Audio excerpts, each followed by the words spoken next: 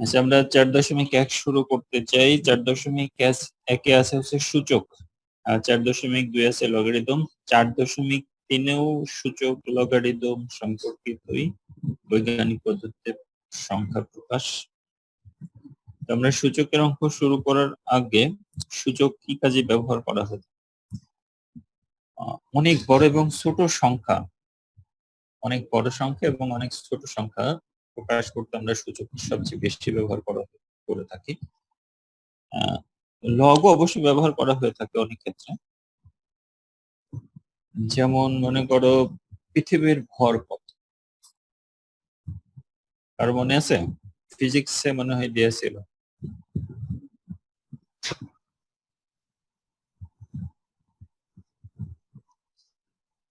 পৃথিবীর ভর, আচ্ছা আমার অবশ্য সঠিক মনে নেই, তবে পদার্থবিজ্ঞান বইতে এইটাও ছিল, পদার্থের চ্যাপ্টারে, মহাকর্ষ বিকর্ষ চ্যাপ্টারে, এবং সেই সাথে তোমাদের পদার্থবিজ্ঞান বইতেও আছে। আমি আন্দাজে একটা ভর লিখতেছি। 6 মনে করো 7 ইন্টু 10⁻24 কেজির কাছাকাছি। এটা অনেক বড় একটা ভর। ঠিক একইভাবে একটি ইলেকট্রনের প্রকৃত ভর কত?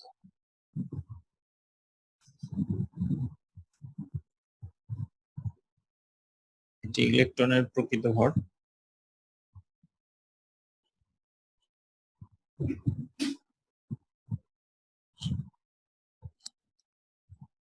জানা আছে কারোর? একটি ইলেকট্রনের ভর খুবই সামান্য পরিমাণ, 9.11 ইন্টু 10⁻31 কেজি। তার মানে 9.11 এটাকে এই 10-এর পরে 31টা শূন্য দিতে হবে। 1 2 3 4 5 6 7 8 9 10 11 12 13 14 15 16 17 18 19 20 21 22 23 24 25 26 27 28 29 30 31।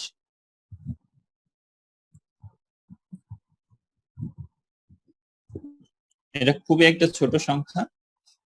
এই সংখ্যাটাকে আমরা খুব সহজে এখানে প্রকাশ করতে পেরেছি। মেইনলি সূচকের ব্যবহার এরকম অনেক বড় সংখ্যা এবং ছোট সংখ্যাকে সংক্ষেপে প্রকাশ করা। এছাড়াও সূচকের অবশ্য প্রচুর ব্যবহার রয়েছে, আমাদের ব্যবহারিক জীবনে ব্যবহার করা হয়ে থাকে। সূচক লগ দুইটাই ব্যবহার করা হয়ে থাকে। তো আমরা সূচকের কিছু সূত্র নিচের ক্লাসেও শিখে আসছি, এখানেও নতুন কিছু সূত্র শিখতে পারি হয়তো, আবার অনেকে শেখা থাকলেও থাকতে পারে। আমরা সূচকের গুণের ক্ষেত্রে সূচকের গুণন বিধি কি সেটা নিচের ক্লাসে শিখে আসছি। মনে করো a to the power m আছে into a to the power n into a to the power p। আমরা দেখতে পাচ্ছি যে সবগুলোর বেজ 1। আমরা জানি এগুলো যদি গুণ করা হয় গুণফলে বেস তো এই থাকবে আর এই পাওয়ার গুলো যোগ হয়ে যাবে m plus n plus p। যদি এরকম বেস 1 থাকে, পাওয়ার ভিন্ন, গুণ করলে গুণফলে বেস এই থাকবে, পাওয়ার গুলো যোগ হয়ে যাবে। এটাই হচ্ছে এই তিনটার গুণফল। এটা আমরা গুণফল যখন করবো তখন গুণফল নির্ণয় করবো। ঠিক একইভাবে যদি এইভাবে থাকে a to the power m plus n plus p, এইভাবে যদি থাকে তাহলে আমরা এইটা ভেঙে এটা বানাতে পারবো, অর্থাৎ বিপরীত কাজ করতে পারবো।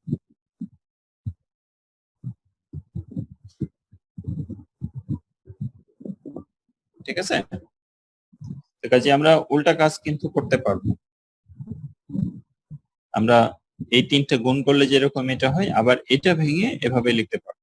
এটা হচ্ছে গুণের সূচক বিধি। এবার গুণের ভাগ বিধি, ভাগ যদি হয়ে থাকে তাহলে সেক্ষেত্রে কি হয়ে থাকে সেটা অবশ্য আমরা জানি। a to the power m divided by a to the power n যদি হয়ে থাকে তাহলে ভাগফলে বেস এই থাকবে, বিয়োগ হয়ে যাবে m মাইনাস n থেকে, যখন m is greater than n। ঠিক একইভাবে a to the power m divided by a to the power n এটা সমান 1 by a to the power n minus m হবে যখন m is smaller than n, অর্থাৎ n টা যখন বড় হবে তখন আবার এইভাবে লিখতে হবে। এভাবে লেখাটা সুবিধা। কেউ যদি এভাবে লেখে ভুল না, কিন্তু হ্যাঁ, এটাকেও ওইভাবে লেখা যাবে, তবে সেক্ষেত্রে নেগেটিভ এসে যাবে, পরে আবার এভাবে ভাঙা লাগবে।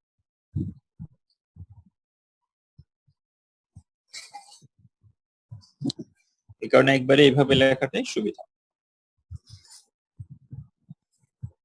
আচ্ছা, 3 নাম্বার, যদি দুইটা রাশি এভাবে গুণ আকারে থাকে এ বি, এর উপরে পাওয়ার মনে করো এম, এই পাওয়ারটা দুইটা রাশির উপরেই চলে যাবে, অর্থাৎ a to the power m into b to the power m, দুইটা রাশির উপরেই বন্টন হয়ে যায়। ঠিক একইভাবে যদি দুইটা রাশি এভাবে ভাগ আকারে থাকে এ বাই বি, তার উপরে পাওয়ার মনে করো এম আছে, তাহলে এই পাওয়ারটাও এর উপরে a to the power m b to the power m হয়ে যাবে। কিন্তু যোগ এবং বিয়োগের ক্ষেত্রে কিন্তু এভাবে হবে না। যদি a প্লাস বি এর উপরে পাওয়ার m থাকে, কেউ যদি এরকম a to the power m plus B to the power m দিয়ে দেয়, তাহলে কিন্তু গুণা হবে, এটা কিন্তু হবে না। ঠিক একইভাবে যদি বিয়োগও থাকে a to the power m, তাহলে কেউ যদি এরকম a to the power m minus B to the power m দিয়ে দেয়, তাহলে কিন্তু এটা সঠিক হবে। কাজে এটা শুধুমাত্র গুণ এবং ভাগের ক্ষেত্রে এই পাওয়ারটা বন্টন হবে, যোগ বিয়োগের ক্ষেত্রে নয়। কিন্তু এখন ঘাতের উপরে ঘাত যদি থাকে, পাওয়ারের উপরে পাওয়ার যদি থাকে, সেক্ষেত্রে কি হবে? মনে করো এ টু দি পাওয়ার এম আছে, তার উপরে পাওয়ার আবার এন আছে, এক্ষেত্রে কি হবে?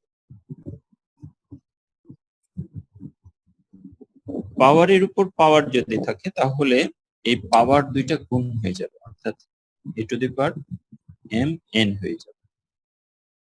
পাওয়ারের উপর পাওয়ার থাকলে সেই পাওয়ার দুইটা গুণ হয়ে যাবে, এটা মনে রাখতে হবে। অনেক সময় পাওয়ারের উপর পাওয়ার থাকবে, তখন আমরা সেই দুটো গুণ করে দেবো। যদি পাওয়ার ঋণাত্মক হয়ে থাকে,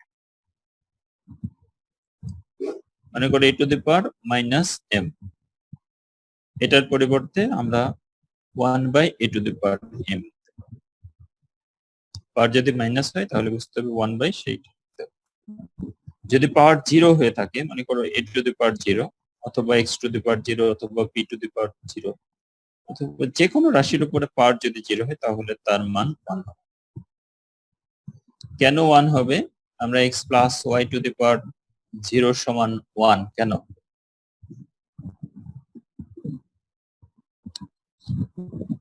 দেখো, আমরা x টু দি পাওয়ার 0 এর পরিবর্তে আমরা x plus Y to the power 1 minus 1 কিন্তু লিখতে পারি,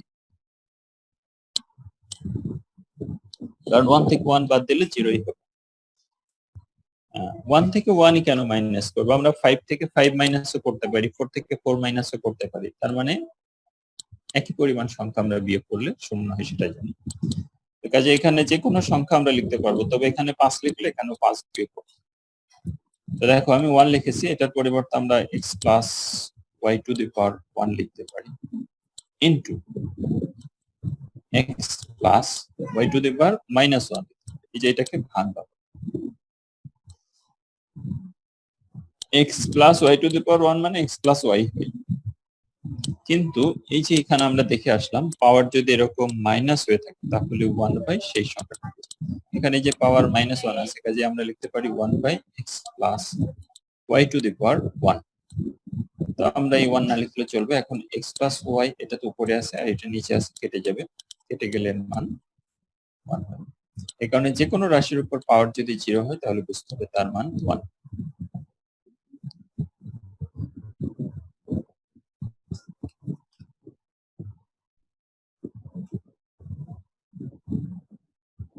আচ্ছা, এখন আমাদের একটু বর্গমূল বা n-তম মূল সম্পর্কে একটু জেনে নিতে হবে। সূত্র আমরা জানি, বর্গ মানে হচ্ছে তার উপরে পাওয়ার 2 বানান, তাই না? যেমন এক্স এর বর্গ মানে তার উপরে পাওয়ার 2।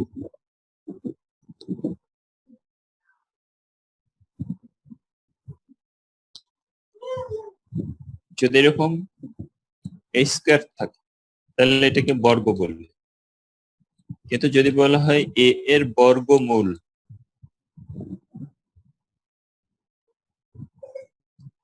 তাহলে কিন্তু এর উপর পাওয়ার হাফ হয়ে যাবে, কারণ এখানে 2 আছে, 2 কে উল্টালে হাফ হবে। ঠিক একইভাবে a এর ঘনমূল যখন বলা হবে, ঘন করা মানে হচ্ছে পাওয়ার 3 করা, কিন্তু ঘনমূল করা মানে হচ্ছে পাওয়ার 1/3 করা। কাজেই a এর n তম মূল যদি বলে,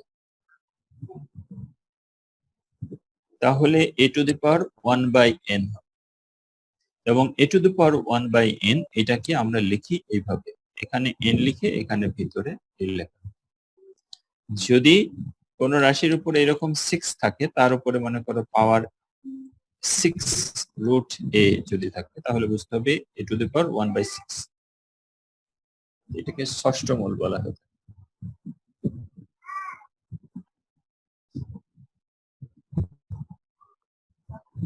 মোটামুটি সূত্র এগুলোই। আমরা অঙ্ক শুরু করতে পারি।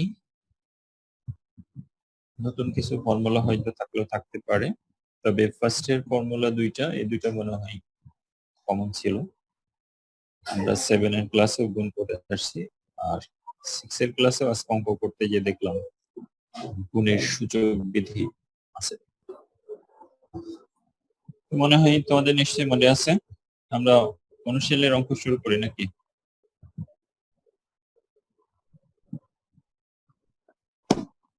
4.1 এর 1 থেকে 8 পর্যন্ত সরল আছে। আমরা সরল দিয়ে সরল অঙ্ক শুরু করি। 1 নম্বর অঙ্কটা আছে হচ্ছে 7 cube into 7 to the power -3। Sir কত অধ্যায় করাচ্ছেন স্যার? আমার স্যার বাসায় কারেন্ট চলে গেছিল স্যার, এখন আসছে। 3 into 3 two the power -4।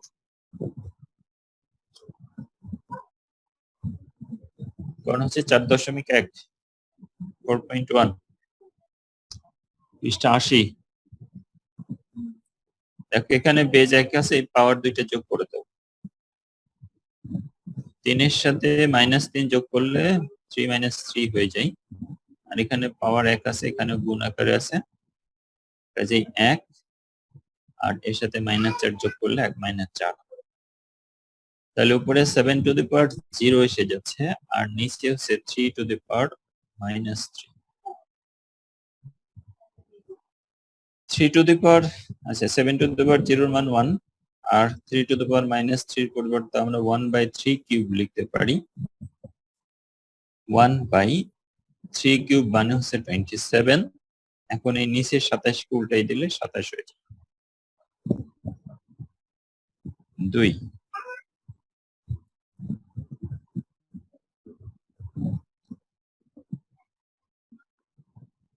cubic root of 7 square into cubic root of 7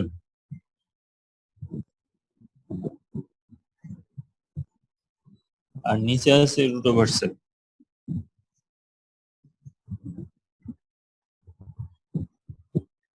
খুবই সুন্দর একটা অঙ্ক। সেই যে কিউবিক রুট, এটার পরিবর্তে পাওয়ার 1/3 লিখতে হবে, ইনটু কিউবিক রুট অফ 7 মানে হচ্ছে 7 টু দি পাওয়ার 1/3, আর রুট ওভার মানে 7 টু দি পাওয়ার হাফ।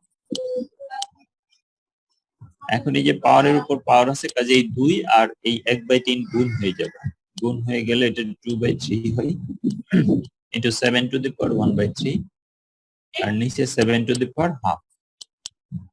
উপরে দেখো বেজ 1 গুণাকার আছে, কাজেই পাওয়ার দুইটা যোগ হয়ে যাবে। 7 টু দি পাওয়ার 2/3 এর সাথে 1/3 যোগ, নিচে বেস ছিল 7, কাজেই এই পাওয়ারটা আমি একবারে বিয়োগ করে দিলাম, হ্যাঁ, হাফ। তাহলে 7 টু দি পাওয়ার লসাগু করলে 6 লসাগু, তাহলে 4 যোগ 2 বিয়োগ 3, 7 to the power 3/6, কারণ এখানে 4 আর 2 6 হয়, 6 থেকে 3 বাদ গেলে 3, কাটাকাটি যদি করি তাহলে 7 to the power half, R 7 to the power half মানে √7। 3 খুবই সহজ অঙ্ক। 2 to the power -1 plus 5 to the power -1 এর উপরে আছে আবার পাওয়ার মাইনাস।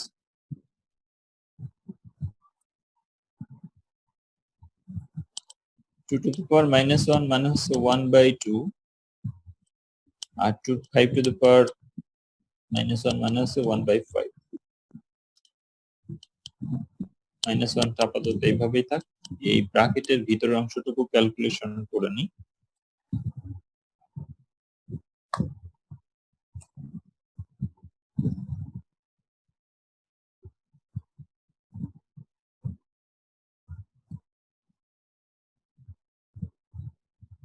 দশ লসাগু, তাহলে 5 যোগ 2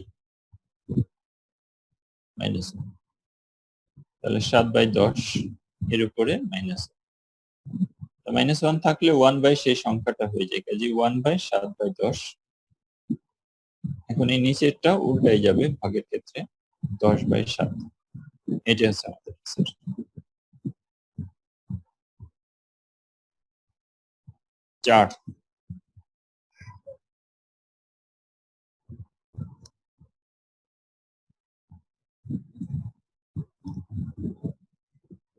4 নাম্বারটা 2 মার্কসের প্রশ্ন, তাই মাঝে মাঝে -1 plus 3b to the power -1 তার উপরে -1 আছে।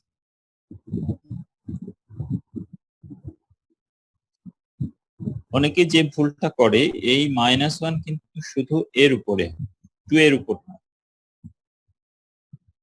কাজেই 2 টা ওইভাবেই থাকবে। এই a to the power -1 এর পরিবর্তে আমরা 1/a লিখে দিতে পারবো। ঠিক একইভাবে 3 টা ওইভাবে থাকবে, b to the power -1 এর পরিবর্তে 1/b, তাহলে এটা 2/a হয়, এটা 3/b হয়, to the power -1। লসাগু করলে a b লসাগু, a ভাগ হয়ে যায়, কাজে এই b টা 2 সাথে গুণ করলে 2b, b ভাগ হয়ে যায়, a 3 সাথে গুণ করলে 3 to the power -1। এখন -1 মানে হচ্ছে 1/2b plus 3a by ab।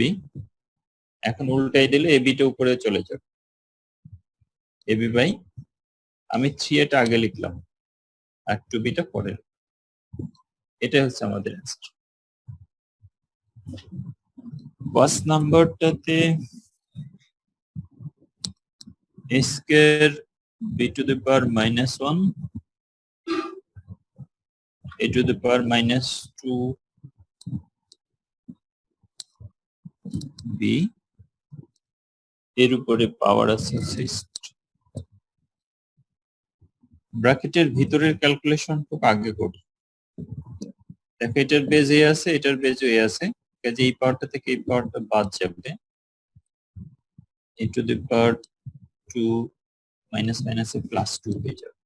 আর দেখো এখানে পাওয়ার 1 আছে, এখানে -1, কাজে উপরটা থেকে নিচেরটা কিন্তু বড়, কাজে উপরের পাওয়ারটা নিচে চলে আসবে, আর এই মাইনাসটা এসে প্লাস হয়ে যাবে।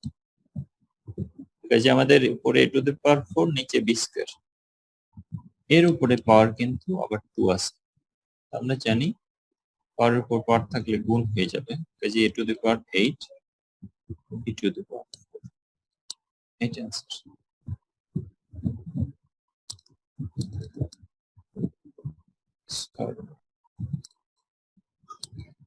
স্যার 2 + 2 কি ওই যে উপরে উঠানোর কারণে হচ্ছে?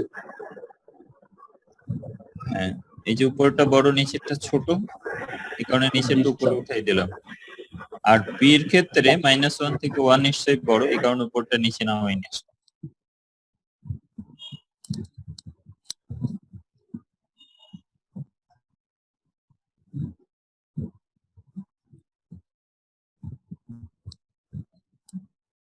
x inverse 1 * y y inverse 1 into z inverse 1 into x।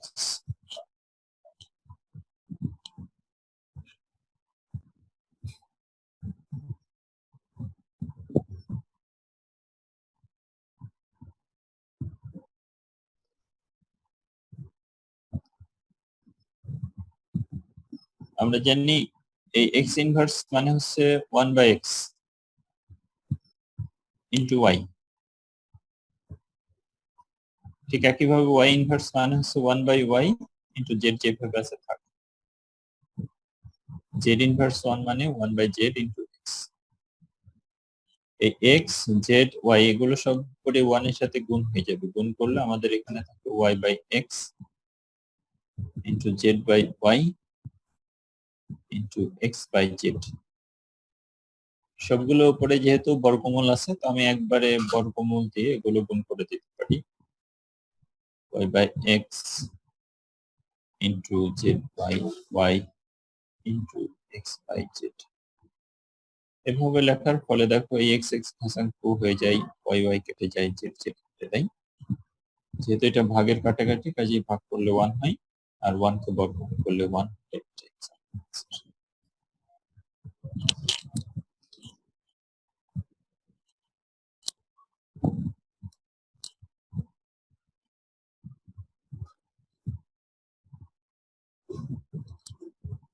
7, 8 এই দুইটা অঙ্ক মাঝামাঝি 2 মার্কসের প্রশ্ন দেয় পরীক্ষাতে। 7 নাম্বার শুরু করছি। 2 to the power n plus 4 minus 4 into 2 to the power n plus 1। এটা কিন্তু দশমিক না, গুণ।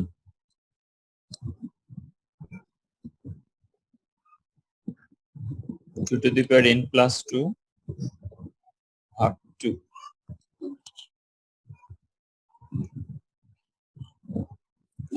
আমরা এটা ভেঙে দেব, 2 to the power n into 2 to the power 4।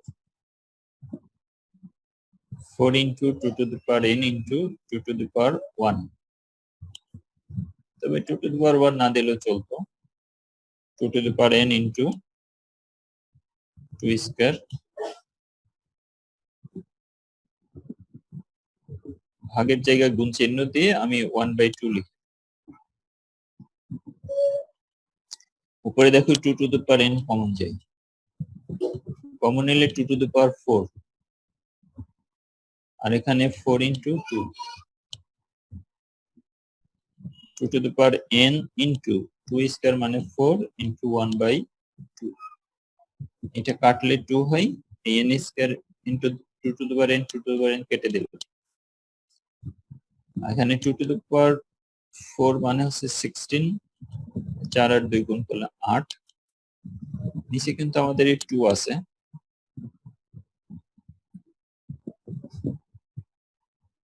16 থেকে 8 বাদ গেলে 8 ভাগ 2।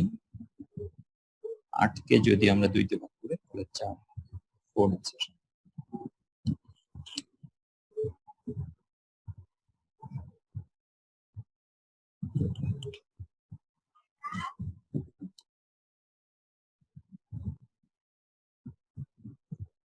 8 নম্বর অঙ্ক করার মতো সময় তো আছে মনে হয় না? একটা অঙ্ক করার, ঠিক আছে।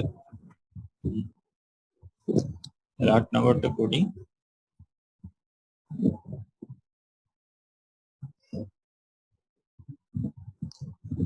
8 নম্বর 3 to the power m plus 1 divided by 3 to the power m, তার উপরে পাওয়ার আছে m minus ভাগ 9 to the power m plus 1 3 to the power m minus 1, তার উপরে পাওয়ার আবার m plus 1।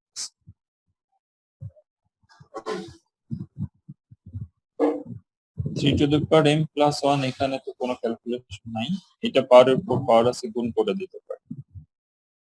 m square minus m, এই m আর m minus 1 গুণ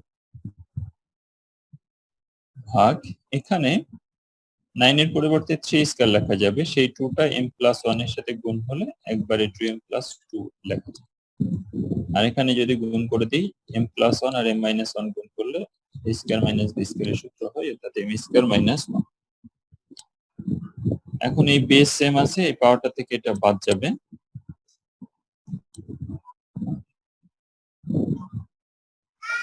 m+1 থেকে যদি এটা মাইনাস করি তাহলে minus m square plus m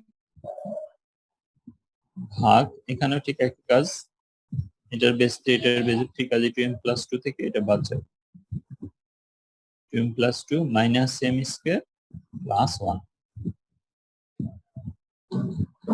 এখন দেখো এটার বেস 3 এটার বেস 3 ভাগ আছে, কাজে এই পাওয়ারটা থেকে এবার এই পাওয়ারটা বিয়োগ যাবে। এখানে আমরা একটু যোগ করে নিতে পারি, m আর m যোগ করলে 2m minus m square plus 1। এখান থেকে এটা বাদ, যদি বাদ দিই তাহলে মাইনাস 2m, এই m স্কয়ারটা প্লাস m স্কয়ার হয়ে যাবে। এখানে 2 আর 1 3 প্লাস 3 মাইনাস 3। আমরা এই 2m কেটে দিই, plus m square minus m square কেটে দিই, তাহলে আমাদের থাকে হচ্ছে 1 থেকে 3 মাইনাস করলে মাইনাস 2। এই 3 টু দ্য পাওয়ার মাইনাস 2 মানে কিন্তু 1/3 স্কয়ার, মানে 1/9। এটা आंसर।